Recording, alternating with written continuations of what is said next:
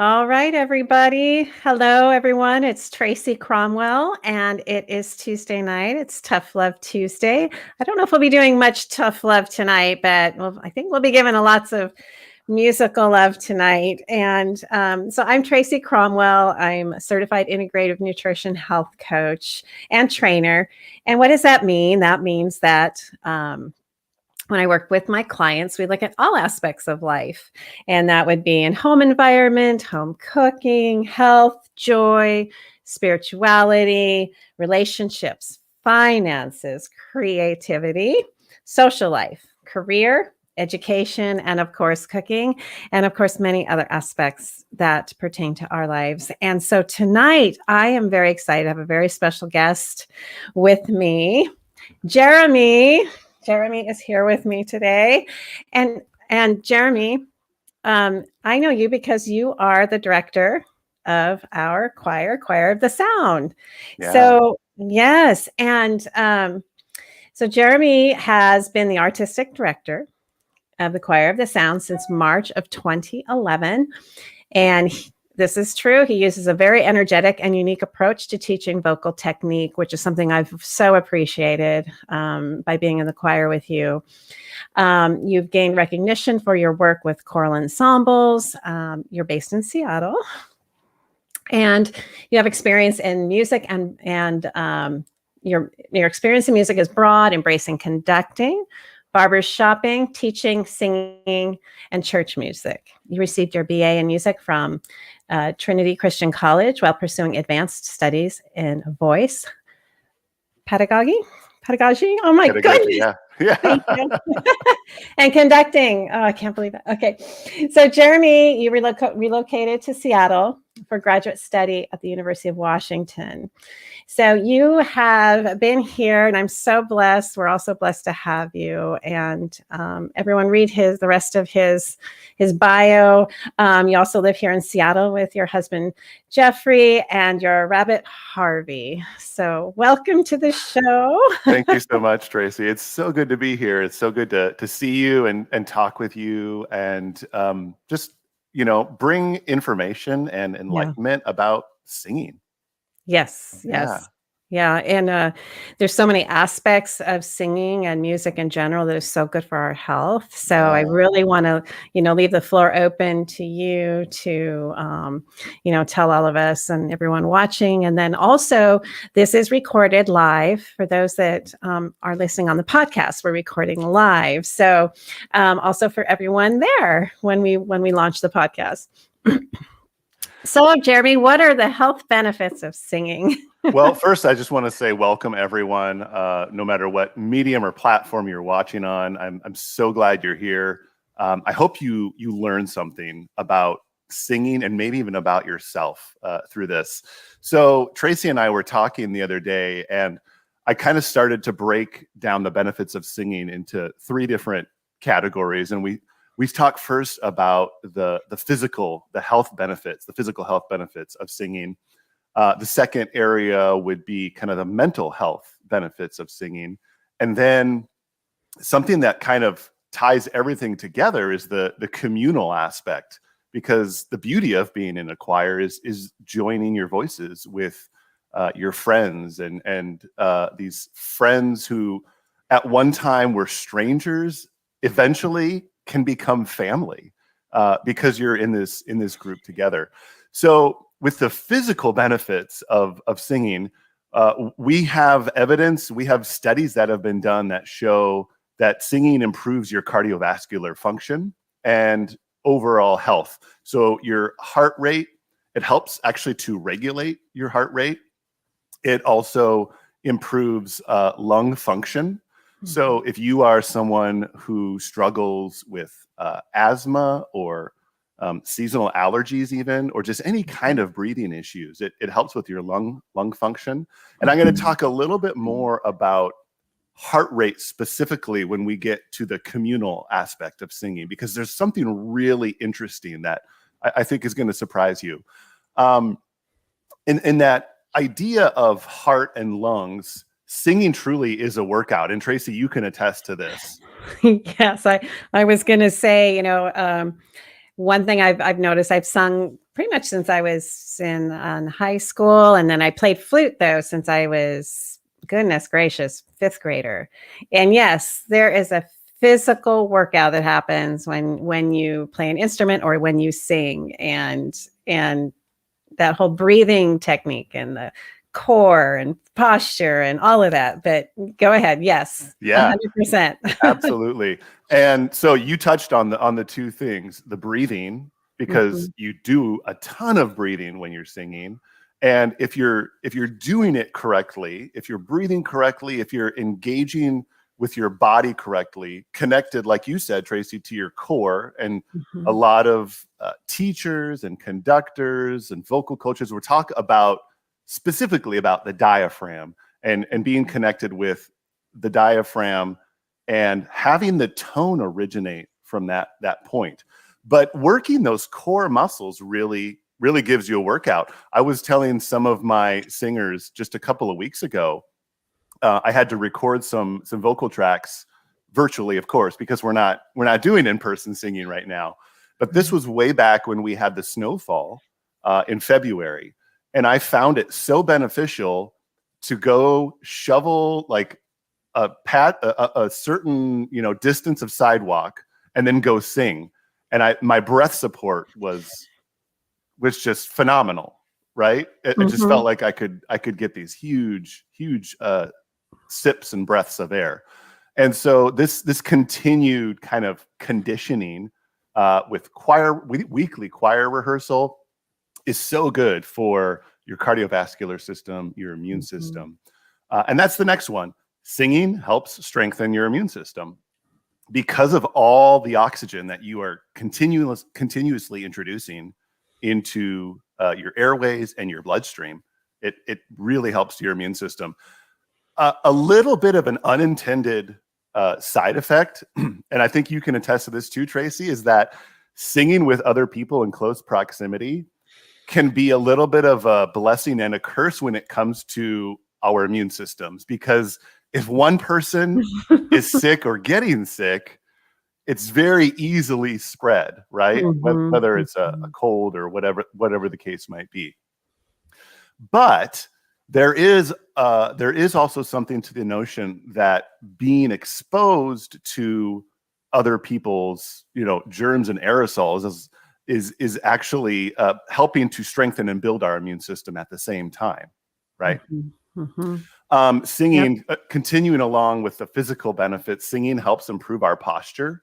One of the first things that we talk about at Choir of the Sound on Monday nights when we do warm-ups is our posture and aligning ourselves, trying to get as little tension in the body and the head and the neck as possible, as little resistance and tension as possible, and just that idea of being this tall chamber that you can fully breathe into. Because if we think about our lungs as our gasoline tanks, if we're a car, we want to be able to allow for the maximum expansion of space for our lungs. So the taller, the more upright we can be, and that gives us that much more space to breathe into. So it helps improve our posture. Yeah. Yeah. And what I love about it too is what you think about it too with the breathing part. A lot of what we work with stress relief and things like that is through breathing, breath control, and also how when you are sitting in specific form, different forms of posture, you feel different, mentally, I guess I want to say. And so one other aspect as you're bringing this forward is that as a singer, I find that if I'm not present and my brain's all over here, it's difficult to be effective at singing in a way. And so it teaches you to come in and notice your body, notice your posture. And that's one thing you've always worked with us on is where are our shoulders, what's what are our abs doing? Where are our feet? And so it really brings you, right where you are at that moment. And I love that about it. So Well, and there's a lot to be said for mindfulness and meditation and their connection to the breath. And the more you sing, the more aware you become of your own breath, how you utilize your breath, and how easy or maybe laborious it is for you to breathe, right? And that can be improved. That can be one of the improved physical functions of singing. And I love what you just said there, because I know too, if I haven't been exercising my diaphragm and stuff like that in a while, it's like it can almost be a tight, painful feeling to expand it. And so if we remember, it is a muscle, it is something that we can exercise and help it become stronger, or however you would say that. Yeah. And then the other concept of it is that the more control that we have over our breath, and that one aspect for me is just controlling our tone, like you said, and not being, through the jitters, because singing, I get nervous. But when you have control of this muscle, it's pretty exciting. And I think about when I go running, it's very similar. I think about, how's my breath? Where's my breath going? Yeah. What's the rhythm of my run? And so for those that are athletic, and if you haven't tried singing, you can incorporate that concept, I guess. It's almost a natural fit for people who are already, training in athletic, like you said. And the diaphragm is absolutely, it's a muscle that you can work to strengthen and condition to some degree. And I'll even give my singers very specific targeted exercises to help increase lung capacity, and then to also stay engaged with the core, with the diaphragm. So just continued benefits. Yeah, I love that too. That staying engaged, because it's so easy for those that sing, as you show us, like, it's easy to stay engaged when you're climbing the scale, when you're going up in pitch, but going down in pitch, you've got to really focus and work on that. And also, I would say, kind of, if you think about, when we think of singing, we often think that, our tone is focused here, because it's very clear, it's very obvious that the tone is being produced at this point. But in reality, the tone is originating from all the way down in the core, where you are concentrating on that diaphragm. And so this goes back to what I was talking about, and letting go of tension and letting go of tightness, right? Because when things are tight here, then we tend to focus our sound here, and it wears on our vocal folds, and it can actually cause damage. Yeah. And for those on the podcast, he's pointing to his throat. I just realized I probably should say that. Yeah. So he's focusing on his throat, and how is in singing, we can stress that area. Yeah. And so speaking, the last two things I want to mention about the physical health benefits, right along with breathing, the throat, the nasal cavity, singing can actually help if you have trouble sleeping, if you have a sleep disorder, or even snoring. Singing can help with snoring, because it can teach you how to lay and how to breathe properly. Right?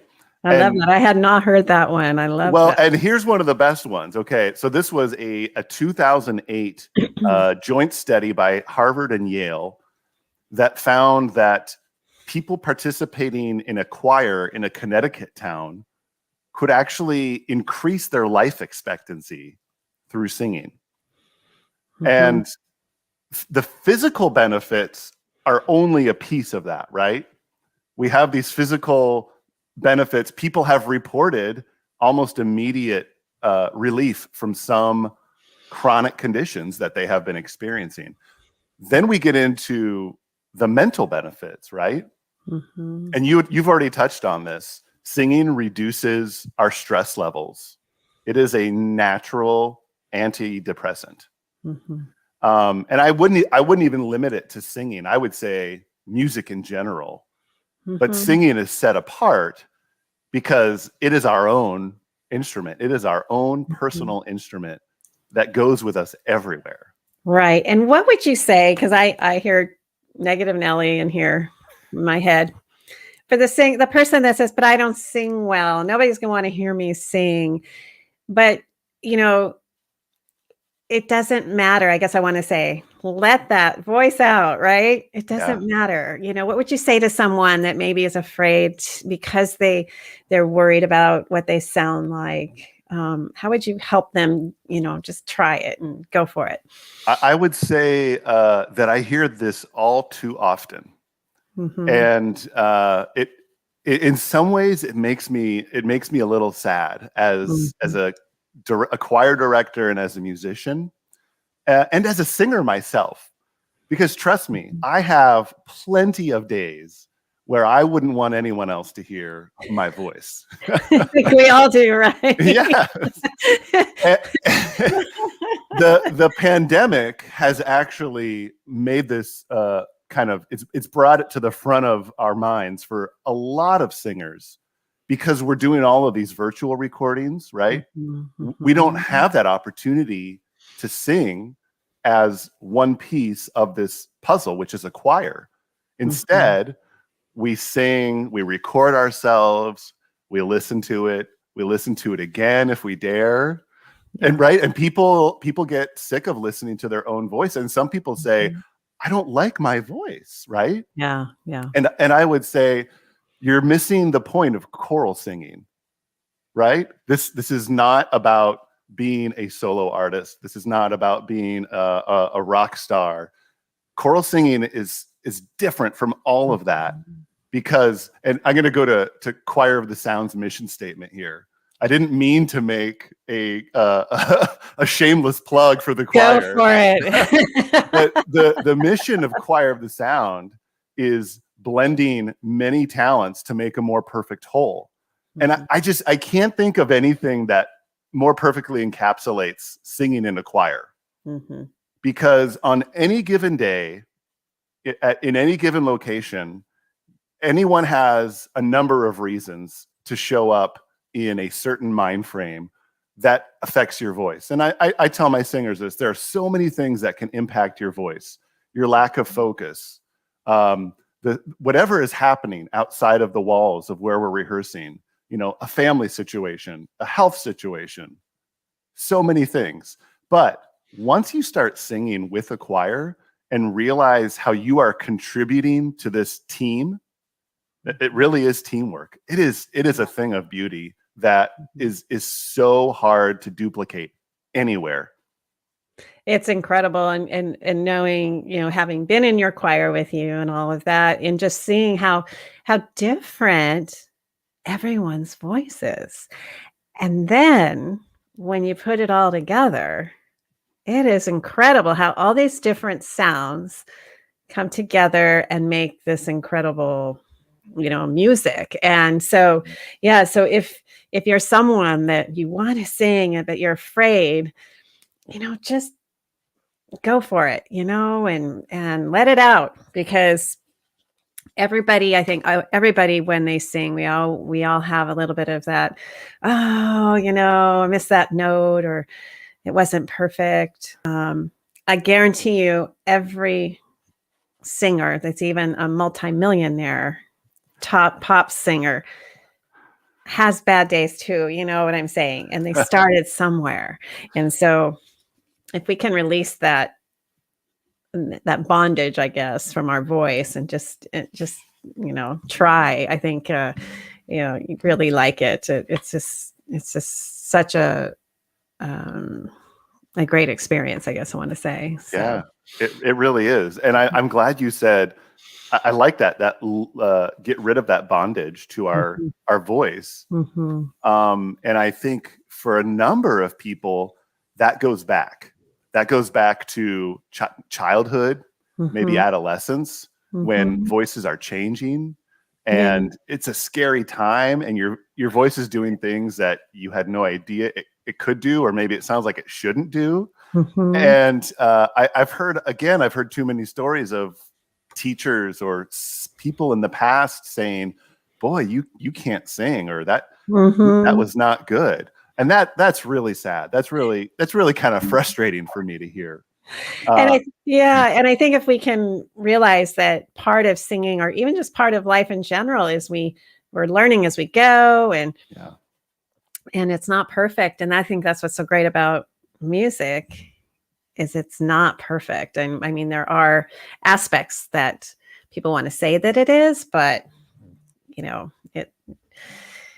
it's and I think in the experience with the choir, the sound, like I said, the tones and the different talents that come together to make that music, it's just, Yeah. it's all needed. Every single one of those people in the choir are important to make that sound. There's an exercise that you're familiar with that I do with the choir every so often. It's a voicing exercise, and it helps me to familiarize myself more with each individual singer, and then start to position people on the risers. And what I'll do is have everyone circle our rehearsal space, and we will sing a specific part of a song, or maybe even an entire song, and I will just go one by one listening to each singer. I'm sure I've done this when you and Dave have been in the choir. Yes. But I know a lot of people get Nervous. when this happens. And the reason I bring that up is because in some ways I feel like it would be beneficial for each singer to also do that, to Mhm. also listen to each person, to take a turn and listen to each person around the room, and then think about, I am one piece of this puzzle, contributing what I can, and Mhm. listen to what we can do when we put this all together. Yeah, Yeah. absolutely. Yeah. And so that's the other part about singing, I guess, in music, is there's not only the physical part and the mental part of what we're doing independently, but there's listening Yes. to everybody else, and then Yes. also watching you at the same. And so your brain is really, pretty much it's working, and it's having to connect, and it's having to memorize. It's got, so for even that aspect of brain health and longevity of brain health, music is incredible. You're reading my notes, aren't you? I'm That's sorry. my no. That's great. That's my next point, And is Jeremy how has another point. singing, it keeps your brain active and working, and in some ways it helps keep your brain young, and Mhm. it helps with mental alertness, Yeah. especially like when you're sight reading. I think we were talking the other day about that first rehearsal, and you're sight Oh, reading music, yeah. and you're really having to work hard, right? You just staying alert and focused, because Mhm. you've never read this music before. If you have, it's Mhm. been a really long time. Mhm. Staying alert with your choir members, staying alert to your director. Yeah. You already mentioned helping with stage fright, Mhm. helping with self-confidence. Mhm. There's nothing that helps self-confidence like stepping on a bright stage with 80 of your best friends and singing your heart out Yep. in front of a Yeah. packed house. Yeah. And having that, and again, it is that concept. I know music for me and theater and choir, coming up through childhood with that was just such an incredible experience for me, because I'm actually pretty shy. I know, No, you're I'm not. actually shy.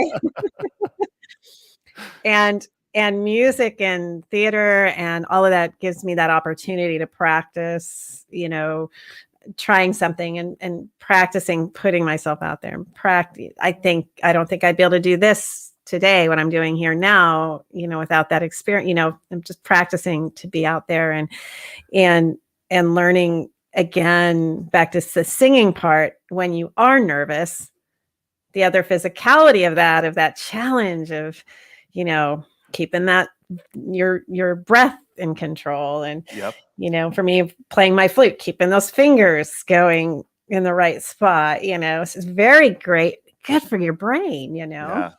Yeah. So good for your brain. Yeah. Then we move into the communal aspect, right? Yeah. And we've already talked about kind of this circle of friends that can grow, that can also become like a family. And I say this about Choir of the Sound. It's like a family. The longevity of the group itself, but then also just the members that are the fabric of the group, fabric of the choir. They really feel that cohesion. It can help broaden your communication skills, because you have to learn to communicate in new and different ways. You have to learn to take direction and communication from a director who most likely is not, speaking at you during a performance, or may or may not be mouthing the words. It depends if your director is, if you have something that you've memorized and you need some specific cues, then your director might help you with those. And then back to the listening skills. And I think listening skills are something that we can all work on. And it's something that we don't all pay enough attention to. The art, or maybe, I don't know, the idea of listening not only to my voice, like how I sound in my head, how I sound even out here, but what feedback am I getting from my singer on this side and my neighbor on this side, or maybe even my neighbor up here or my neighbor back here. And so are you singing in sections? Are you singing with the same voice types? Are you singing mixed? Because those are two very different experiences right there. Yes. And two different listening experiences. Yeah. And I love that aspect, is that, we can all go and sing on our own and be independent and not have to worry about listening. And so that's the other great part, is it really, again, your brain's having to really work to make all of this happen. And if we don't engage that listening part, you as a director know what that's like,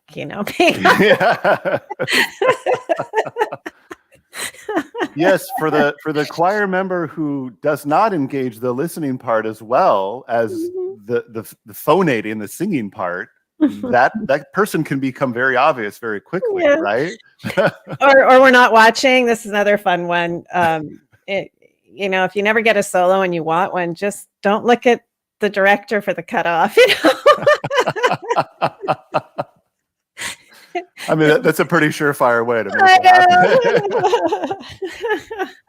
happen. I love it. Some other benefits of this kind of communal singing is you can potentially travel together. I know we've experienced that with a tour to southern Germany, Austria, and Czech Republic. Yeah, it was wonderful. 3 years ago, and we got to learn.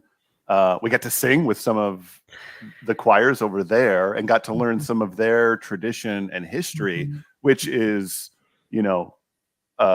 years and decades beyond what we know here in the United States. Yeah. It was an eye-opener. I loved that trip. It was phenomenal. Yeah. Yeah, me too. I think of that trip so fondly all the time. There's at the very beginning, I was talking about singing helping to regulate our heart rates. And there has been a study done that points to the fact that singers together on risers, or at least, in close proximity, can actually sync up their heart rates as they are singing together. Because if you think about it, it's, singing is very rhythmic. It's melodic, but it's very rhythmic. And that moment of breath, right before we sing, there's the thought, and then there's the breath. You think about breathing and you breathe. And we all do this simultaneously, ideally simultaneously, just like we ideally all sing simultaneously. But that can actually lead to hearts beating together. Mhm. And what I think uplifts singing above every other form of music is not only that, but once you take this aspect of community coming together, and I was talking to you about this the other day. We go to a movie theater, right? I think non-pandemic, non-COVID times. We go to a movie theater. We might go to a ball game, right? A baseball game, a football game. We might go to a rock concert. And at a rock concert, there might be some singing to a degree, but it's nothing compared to what happens when we come together as a community and everyone lifts their voice together. Everyone contributes their own personal instrument. There's something, there are endorphins that are released and that just rise. And when you experience that together, it truly is a mountaintop experience. I know you know this. Absolutely. I think about it, and after you and I talked the other night was, again, how we go as a group from the sight reading, the challenging, the brain is struggling, the voice is trying to figure out what note, and it's just disorienting, and we wonder, how are we ever going to get this to come together? And then as it gets closer and closer, and before our performances, and still we're bringing things together, and then it's time for the concert, and then it all just comes together, and then your endorphins are it's just like that. Again, me speaking personal trainer, endorphins from physical activity, endorphins from that the body can give you back. And with singing with a group and just being able to perform like that, there's nothing like it. And because you could say, there's, how do I want to say this? There's always the behind the scenes that we don't see, all the work that someone puts in, all the time and, efforts to make something happen. And so that person, all of us coming together as a group like that. Yeah. It's just, yeah. And the brain loves endorphins. Yes. And we know this, right? Yeah. We know this. We know when we go work out, the brain loves that. Your body loves it. Your body feels good. Yeah. And so like life, and like with anything, you're going to have days that are harder to sing, days harder, music that's harder than you've ever done, but you work, you fight through that, and, and you learn, and your brain's always learning, and you're physically having to get set for something. And especially some of the classical stuff we've been able to do, physically hard work. It's pretty incredible. So, and you can leave a concert, just completely wiped, completely, drenched in sweat. Yeah. Whether it's from the stage lights or the amount of work that you're exerting to sing. But you often will ride that endorphin and emotional high for quite some time. Yeah. Because you've experienced this with your friends and with your family. Yeah. So I should ask you, how would you recommend? I know we have people from the Seattle area that will see this, but there'll be people from all over that will eventually see this or hear the podcast. But again, I know there's community organizations, but what are some ways that people could, if they haven't been singing and they want to get back into it, or they've never sung, how would you recommend they get started? And go from there. That's a great question. There's so many potential avenues. Right now, I would say, online virtual is the best access point for most of us, because that's really all that is available for a lot of us, at least to do safely. Someone I would highly recommend, and I was just using some of her YouTube videos last night with Choir of the Sound. Her name is Kathleen Hansen, and she directs the San Diego Women's Chorus. And she has a channel on YouTube of tons of videos, vocal exercises, going into some more detail about specific musical terminology, music theory, but just lots of videos for exercises especially, and to be able to help people warm up and use their voice in a healthy way. She does a great job of explaining how we can use our voices in a healthy way. So there are a lot of there's a lot of material out there on the internet. So I want to be sure to point to someone that, you know, I can say, absolutely, check this person out. Thank you. So Kathleen would get one of my top recommendations. And then I would say, start local. You know, once we can get back to in-person singing, if you are a person of faith, you know, find, if your church has a choir, most of them are volunteer, which means you show up and you're in the choir. I can't speak to every single one, but that's a great place to potentially get started. In the Seattle area specifically, we have this great organization that I'm able to volunteer for called the Greater Seattle Choral Consortium. And I know that these consortiums exist around the country, and a lot of them maintain a database of choirs. The one with the Seattle Consortium is called a choir finder. And a lot of Choir of the Sound current members have found us using this choir finder. You can enter different parameters and find a choir that's, you know, within 5 miles of my house, or performs specific repertoire, right? Another way would simply be to sing wherever you are, wherever you feel comfortable. So for a lot of us, that's in the shower. For a lot of us, that's in the car, right? We're singing to some of our favorite songs on the radio. What I would caution against in that, though, is that when you're in the car, you're not always in the best posture to sing, right?